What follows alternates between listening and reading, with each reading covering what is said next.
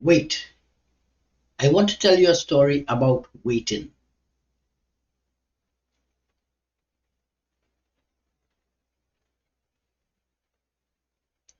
Did you see the movement of mind? When I raised my hand, your attention was focused. You stopped thinking. When I put my hand down, as if the attention is withdrawn, and you start thinking. Your first thought might have been, what the hell was that? But the movement of mind, when you are thinking to when your attention is focused, this is what we are looking for in this video. So now, let's see what we have here.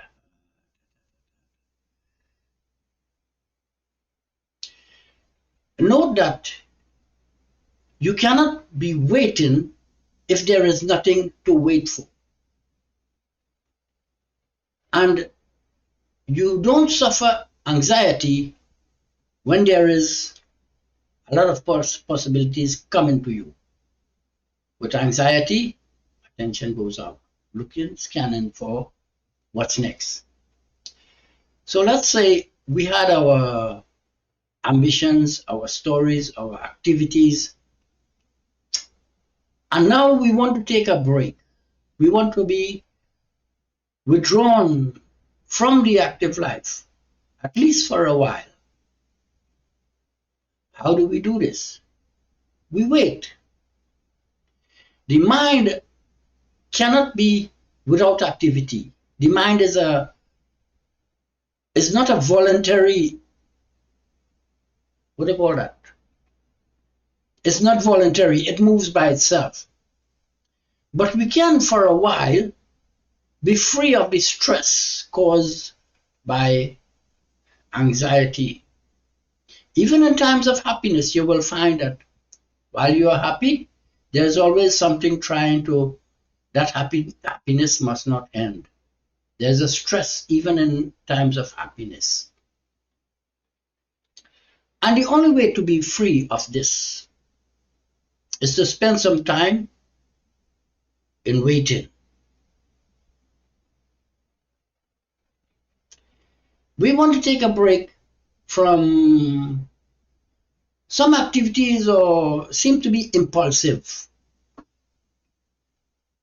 We want to be able to manage activities. So sometimes we have to understand what waiting is like, just for the sake of managing our movement. It says with the right instructions, one can get this. But one must be so capable.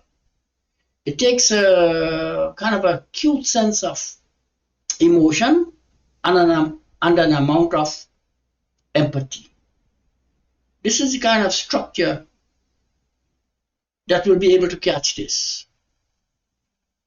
So for doing this, I have laid out a few lines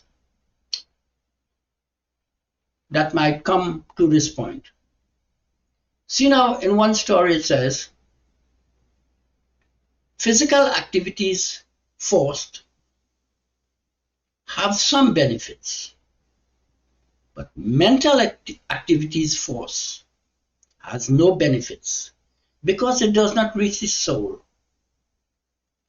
In this case, soul is not such an abstract idea. It is a construct of the self with all one's experience and knowledge. Soul and self points to the same thing. The instructions we are looking for must come from the soul, from the self. How to come into this? It cannot come from the ears, like you are told what to do this, because that will be forced mental activity. See, must come from here. In another story it says, when you step out of the light into the darkness, you must have something to stand on, else you will be taught to fly. You can imagine what your condition will be like if you're being taught to fly. Huh? So you have to understand what we mean by in the light and have an opinion what the darkness might be like. And there you must establish a foundation for yourself. And in this part, we will call this waiting. Now, see, in one story, it says a young man wanting enlightenment in his movement, he comes to a wide river. And on the other side, he sees an old man just sitting there like that. And he calls out, "Wise one, how do I get to the other side?" The old man looks up and down the river, then looks at him and says, "Young man, you are on the other side." Now, what this story wants to tell you is that when the old man looks up and down the river,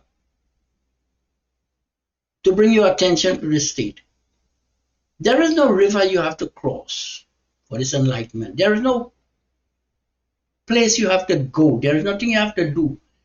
It's right where you are in your life, yourself.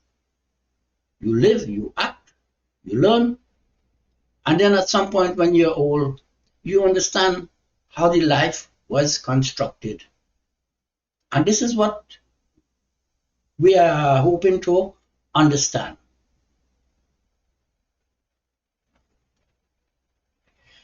See now, in one story, Kwai Chan Caine, he's the Shaolin master. He's being chased by the soldiers. They after him. So he comes to a woman's house, asks for some information how to get somewhere. Again, it's to get somewhere. And the woman says, "You wait here. I will go and get this information." So he sits in a corner, and a little girl runs into the room, and he jumps up. The girl asks, "What are you doing?" He said, "I am waiting." End of story. Now, how we make sense of this? You see, the warriors, the soldiers chasing him are all the activities in the world, all the things we could do, should do, might do, have to do, could have done, should have done, might have done. All these are coming for your attention. And sometimes you need just a minute to be free of this. And see, the situation where the girl comes in the room is like when I raise my hand. You become alert. And when he says, "I am waiting," now normally we will say, "I am waiting for something, I am waiting for someone." But if he says he's waiting for something, in this case it's information, then information will be in his mind. He will be thinking, if it's favorable, what he will do. If it's not favorable, what he might do. And this will bring an amount of stress. But no, he is not waiting for something or anything. He is just waiting. Because the self cannot be without activity. It is a freewheeling, involuntary activity. And this is what propels the attention to grasp something. All these things are coming to you, but still the attention is going out to meet. Huh? So this is what we want to relax. So now if we focus the attention of something that goes nowhere, at least for a while, let's see. How should I put this? If the attention is focused on the breathing, let's just say, breathing is never bad and it doesn't get better. So in this spot,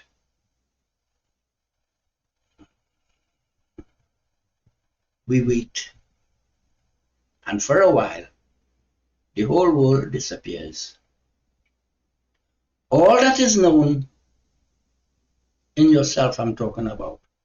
All that is known, this body knows. And what you have to know or respond to, this body knows. I am Aten Raj Indra Nath, interpreter.